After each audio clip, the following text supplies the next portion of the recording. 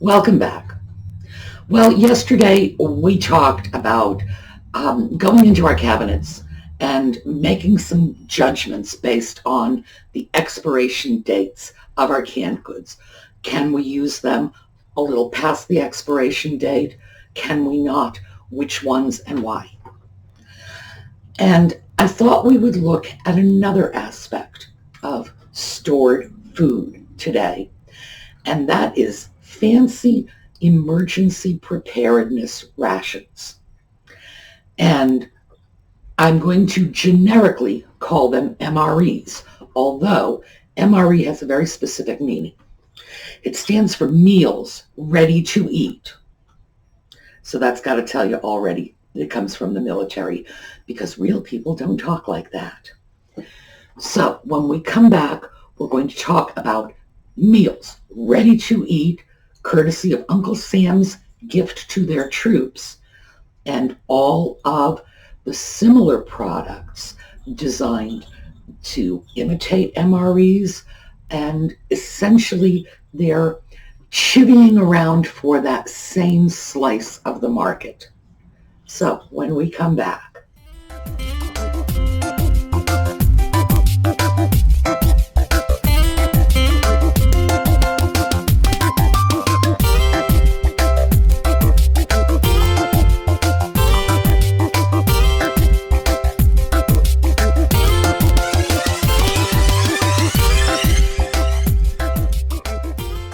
Our parents' generation knew them as C rations, D rations, K rations, because in the Second World War they had letter designations for the rations they sent off to combat troops. I believe the K rations were for the Army Air Corps and the Marines, and you had rations that were designed for combat frontline troops, for support troops. The military can be just incredibly precise. Oh, yes, hi. Incredibly precise about these things. And things have not changed that much. We still have the military making an effort to ensure that American service personnel are among the best fed troops on the planet. Whatever you want to say about our government or the military, they feed the troops. Yes, they do. I know, you know that too. So, military rations, genuine military issue MREs, are always going to be a good choice for emergency rations. The best way to get them is from military surplus centers, because you want to make sure they're genuine military MREs. There are a great many suppliers out there, including the very same civilian contractors who produce the military MREs. They do that on contract to the government. They'll produce their own, and they will make a big thing about advertising. We're the same people who make the military MREs. Well, if you are buying the non-military MREs, you are probably not getting the same thing that you would get if you purchased military MREs. They are high quality. They have entrees and desserts and beverage and even toilet paper and chewing gum, and just, it's whatever Uncle Sam feels is going to make our service people well-fed, comfortable, and able to go potty when they're through. Heaven knows Uncle Sam is trying to do right by our service people. So if you could find them, they are excellent in terms of emergency survival rations. They will ordinarily last a minimum of 2 years, and that's in poor storage conditions. If you store them, as we discussed about canned goods, if you store them in a cool, dark location, so you want cool, you want dark, you want dry, back of a cupboard, basically, they will ordinarily go 10 years or longer.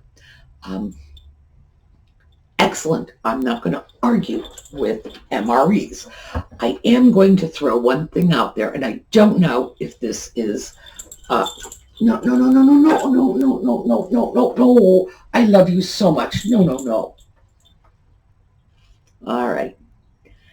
We'll see how long this lasts. I've heard this rumor. I'm going to throw it out there. I do not know if it is true. Rumor has it that the government puts chemicals in MREs that discourage one's emptying one's bowels.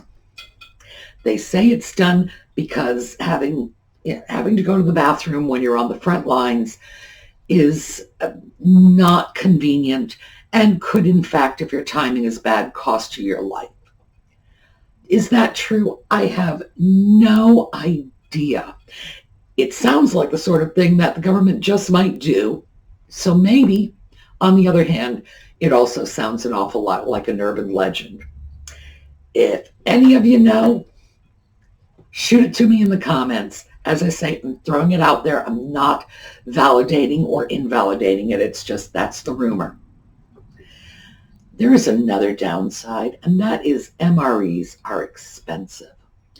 On average, military MREs, even if you buy them by cases or half cases or whatever, landed costs, that's the cost at which it is delivered to your door, are probably going to be somewhere in the range of $10 or more per meal. Expensive. And that's about the same cost for the ersatz MREs, the pretend MREs. These are meals that are based on the look and the design of MREs. They're often called MREs because MRE just means a ready-to-eat meal. It's not as if the government owns that term. These are the non-military versions. In general, of course, they're not as good, period. And I don't think anybody has yet said that one of these knockoff MREs are as good as the real thing. I just don't think that's happening. And as I said, Uncle Sam takes very good care of our troops. I'm pleased by that. I hope the rest of you are too. And so a knockoff in this case really is a knockoff. It'll be roughly the same price range. Does it make sense to do that? Because that's what we're going to explore today. Maybe, if you need emergency rations to evacuate, in other words, if your A plan is evacuation, a disaster hits your community, let's say you live in California, and trust me, if I lived in California, my A plan every time out would be evacuation, because I am certain that that is like ground zero for Armageddon. So go, flee, run. You might want to keep enough food just in the trunk of your car so that, well, actually you wouldn't want to keep it in the trunk of your car in California. I got to take that back, because remember I said these things need to be in a cool, dry spot, and the trunk of your car might be dark, but I bet it's hot as the blazes in California year-round. So no, wouldn't keep it in there. Let me take that back. You want to keep it probably somewhere in your basement. I don't know if they have basements in California. I have a feeling they probably don't. You want to get a backhoe if you're in California and dig yourself a root cellar and put your stuff in there. There we go. But it might be something that you would want to do. Just pack up a box of highly portable food, enough to get your family to grandma's, in Utah or wherever it is you're fleeing to. Definitely worth it. What about if your disaster preparedness plan is something that needs to cover you for example, the 3 days that your power might be out in case of an emergency? Again, might be a good idea, because the convenience is something that some of us are just willing to pay for. But Would it be my first shop? No. Is it part of my plan? Absolutely. I am probably going to go out to my local Army surplus store. That's where you get them, by the way. My local Army surplus store, and get a couple of individual MREs, not a case, but the individuals. I will probably pay $12 to $15 for them, because when they sell them individually, they can usually charge top dollar. Will I pay it? Yes, I will. Simply because I want what I want, and I do not want to just suddenly find out I got some strange food I had never eaten before in my life, and I really don't want to start eating now. But for the most part, I would say no. These specialty emergency preparedness supplies are not worth the cost, because you can create your own little MREs a lot less expensively, and then take the money you've saved and throw that into some little luxuries. So I was at the store today. I was also at the store Monday. Oh, by the way, they are making us wear masks when we go out now. That's the paratransit's rule. We all have to wear masks, but they are letting us go out, which is good, because as I've mentioned before, they do transportation for dialysis patients. Those people have to go. They don't have a choice.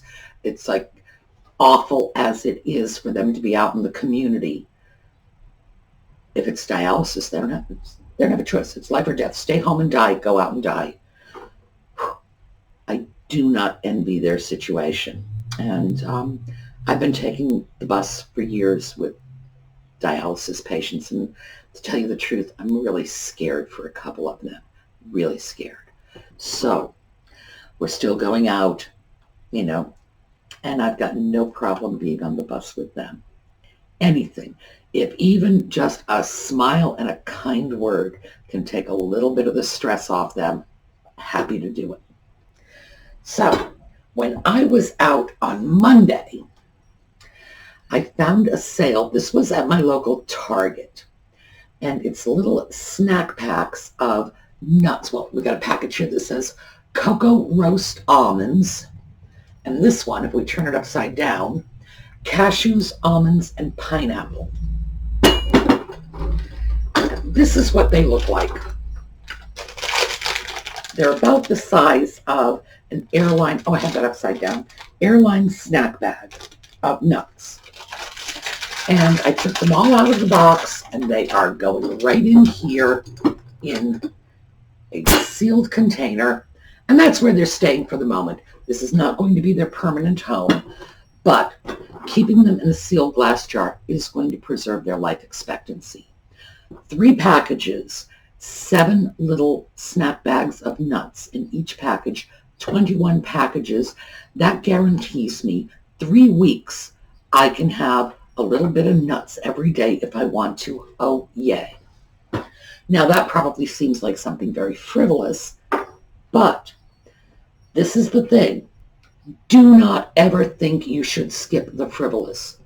I know that most of us, boy, a disaster hits and we just go right into practical mode, and we're going to be, just hard-nosed and practical. Please don't. Please don't. In the middle of an emergency is no time to make yourself or your family feel deprived. This is not when you need to be eating strange foods, doing without, or going on a diet. And we'll just start with the kids. You got kids, they're going to be out of school. They're out of school right now. That means away from their friends. Right now, the kids are away from their friends. And this is just what's going on right now. This isn't even dealing with what would happen if it was the middle of a hurricane, there was snowed in on a snowstorm, the power went out, a mudslide or a forest fire in California, or Horsemen of the Apocalypse. We all know what's going on out there. Nothing. They've got no friends. Their friends are somewhere else. They can talk, they can text, but kids are not going to be satisfied with that for long. They don't get to go out. They can't even go down to the park. Around here, we are on a lockdown order. And yes, you can probably get away with getting in your car and going somewhere. But if you are a little kid playing on the swings in the park, everybody's going to know what you're doing and that you're violating the lockdown. So they can't go to the park. They can't go to their friends' houses. They've got to keep all this social distance. This is not the time to say, oh, and you can't have a Snickers bar either. Come on. Just remember that your family is going to be stressed out. This is not the time to impose any restrictions that you don't have to. Granted, if things got really, really bad, if you were caught unprepared, if the power was out, if you were snowed in, yes, you might have to. But if you don't have to, try not to. Because anything you can do to keep your family's normal eating habits and just their normal activities is going to be emotionally beneficial. I started with nuts simply because I saw them on sale and said, oh great, they're in perfect little snack size packages. They were on sale. This is about $5 worth of nuts. I thought, good, I'll get them. Today, I actually went out of my way to find some other things. And this is my version of MREs, and I'm going to start making my own. So, basket. Jocelyn got me this picnic basket. I like it. And I started storing things in here. So let me start with this. This is $5. Everything in here is about $20. Ocean Spray Cran Energy Pomegranate Juice. I have 6 10-ounce juice bottles. It's interesting because I do not ordinarily drink pomegranate juice on a daily basis. I'm kind of a soda junkie. Ordinarily, what I drink is diet soda. Now, I do like pomegranate juice. I like cranberry juice. I find them very tasty. And in an emergency situation, will I drink this? Sure. I'm probably going to drink this even not in an emergency situation, because seeing it on the grocery shelves today reminded me I should probably put some more juice into my diet. And when I talk about drinking this, when you start storing food, here's the rule. Store what you eat what you store. Memorize that, write it on a note and clip it on your refrigerator if you have to. Store what you eat what you store. I love pomegranate juice. I'm not going to have to sit back and twist my arm to make me drink this. And in an emergency situation, it's probably going to provide a lot of vitamins and nutrients. Good plan. 6 of those, I think that was about $4. And let me go on to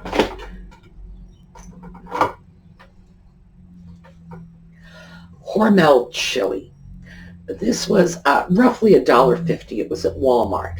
This is chunky beef chili with no beans.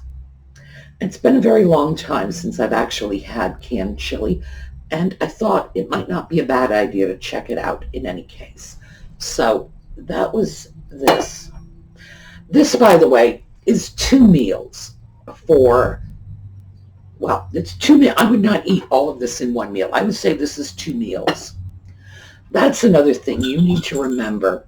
When you are putting together your own emergency rations, you know what your family considers to be a serving. It might not match up with what somebody else considers a serving. I consider this 2 servings, and I have no idea. Okay, they consider it 2 servings too. Whoopee.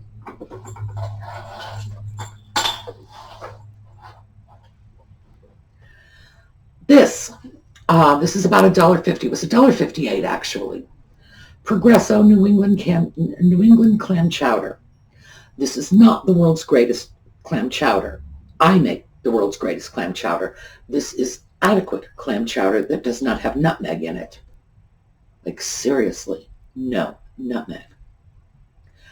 In an emergency, will I eat adequate clam chowder without nutmeg?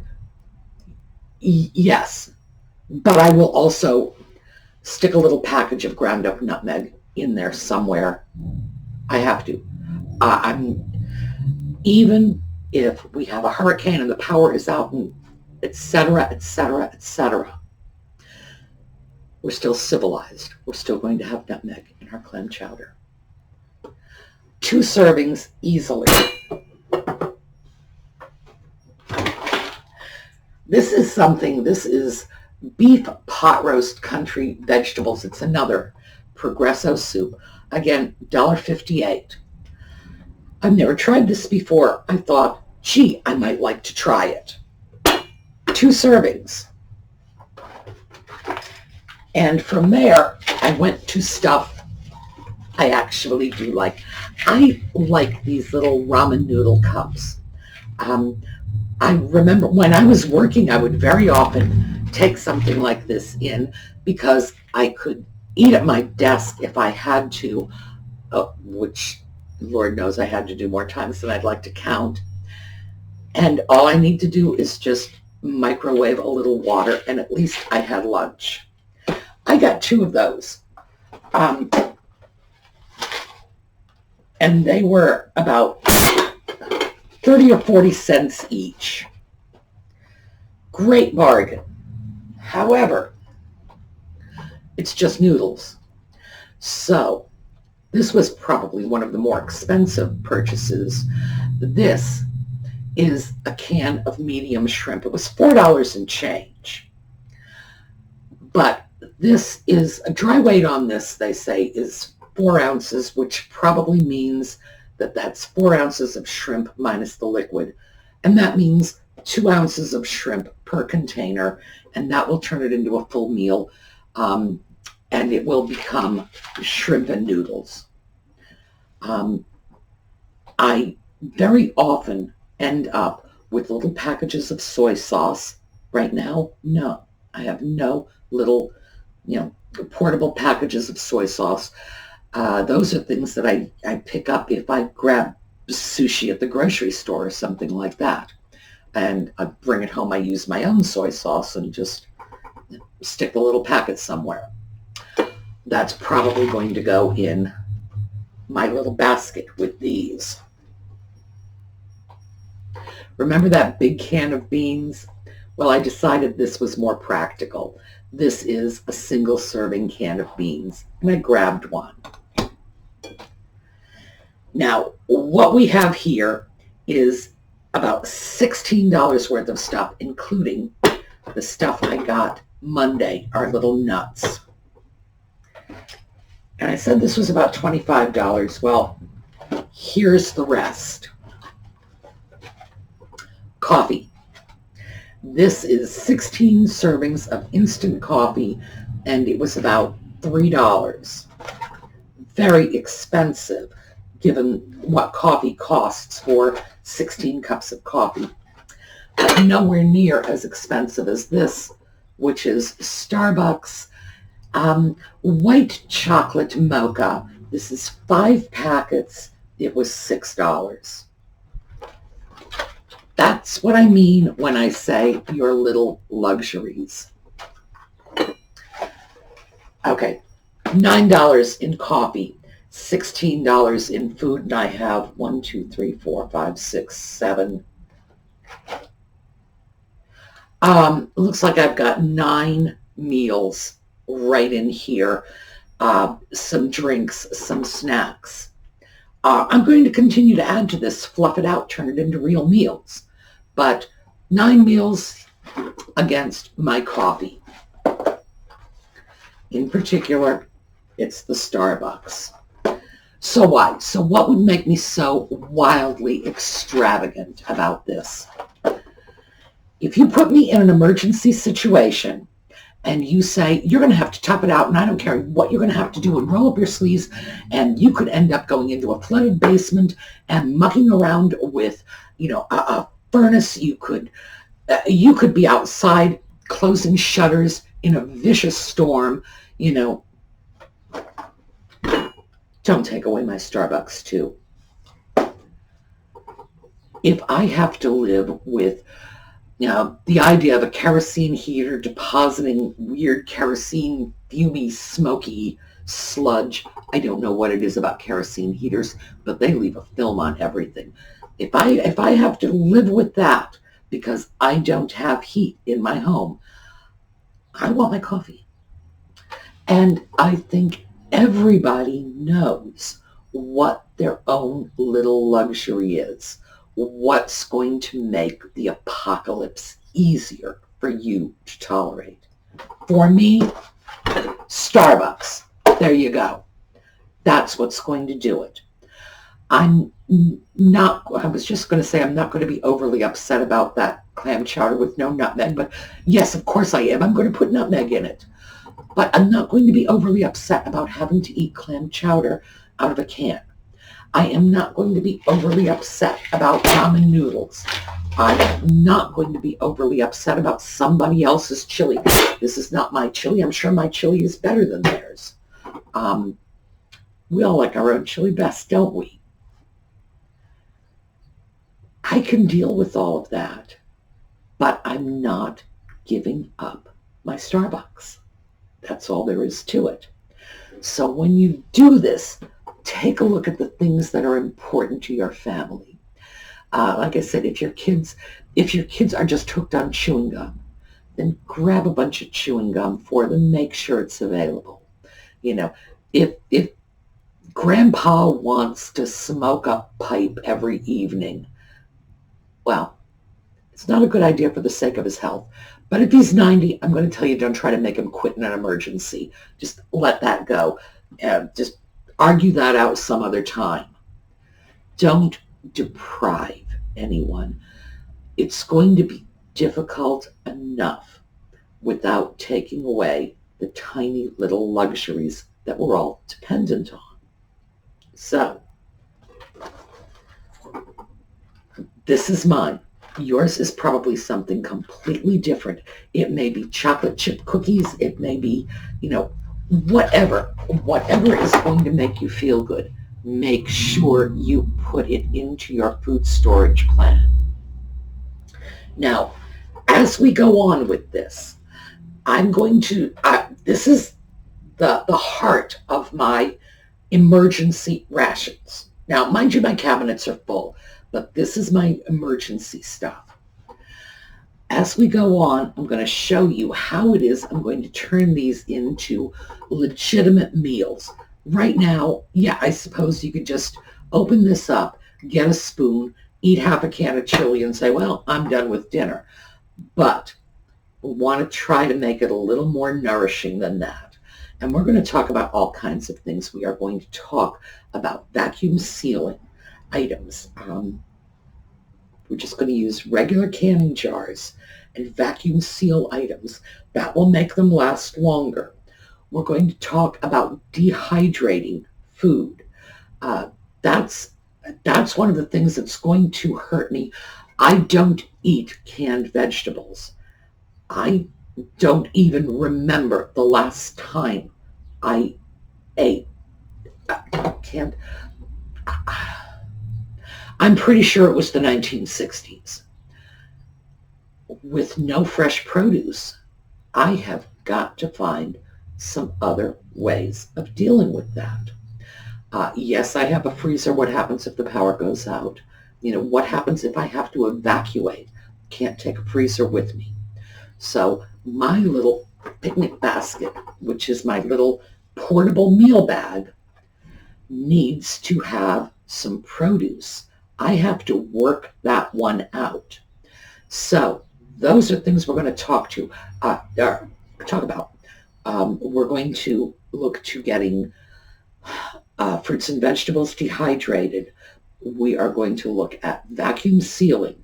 You need very little equipment for that, and it's very inexpensive. So that's something we're definitely going to take a look at doing. We could all do that, and you can vacuum seal all kinds of things. We can get little pint mason jars and fill them with things like matchbooks so that we can start a fire if we have no power. Things like that. We could put vitamins in there, but it's going to extend the shelf life of our food, and it's going to allow us to store a few other things safely and for the long haul. So that's what we're going to get into next. So remember, this is the heart of our own little MRE plan. A few cans, and then we're going to fluff it out with some other things that make meals. Yours does not have to be this. You might not like clam chowder. I was just going to say you might like clam chowder without nutmeg, but no, you don't. I know you have too much taste for that. You might not like chili. You might not like beans. Go out and get yourself a couple of things that you like. And I would start off with a couple of cans of soup. Take a look at what your family is already eating. Remember, store what you eat what you store. These things are going to be used. When they start getting close to their expiration date, they're going to be used and replaced. All right, so this is Build Our Own MRE Day. I will see you all tomorrow. You have a great day. Stay safe, all of you. Oh, and by the way, people have been leaving comments for Audie that this current pandemic, cats are apparently not immune. I just want you to know that I am talking to Audie about it. He's been very, very good. Audie does go out. He was a stray. I cannot keep him in. We've tried, but we are negotiating some very favorable times. He goes out in the morning before anybody in the neighborhood is up, and then comes back. He's usually back inside by about 6:30 in the morning. So nobody's up by then. It's the afternoons that are getting a little tricky. I had talked to him about social distancing, but this afternoon I caught him sleeping on the neighbor's porch, and there are a couple of neighbors' houses he just goes into because, wow, you know Audie. If they leave a door open, he's walking into their house. He's going to sleep on their sofa. He's going to be hopping up on their counters, eating their cereal. It's just who he is. I do nothing but apologize to my neighbors just day in and day out. I'm sorry, yes, I know my cat was in your house. What did he eat? Do you want me to buy you some more? Fortunately, they all love him, and they think this is just the cutest thing ever. I find it humiliating. Social distance is what I am working on. He is not really catching on to the concept, but I am trying. And I think the best I can do is just try to restrict his time outdoors, because if he's out, he loves everybody. He does not view humans as threats. He views humans as cuddle machines. And that's good. That's part of his charm, that he loves everybody. And he thinks everybody loves him. And in fact, around here, they really do. But I am a little worried. Fortunately, nothing is in our pitiful little small town. We're all safe so far. If the pandemic does, yes, baby, I was talking about you. Pandemic does hit our area, I will let you know. But so far, so good. We are all safe. And I'm thinking about making a little face mask for Audie. I think that'll be fun. All right. I'll see you all tomorrow. Yes, I've got you. I got you. I know.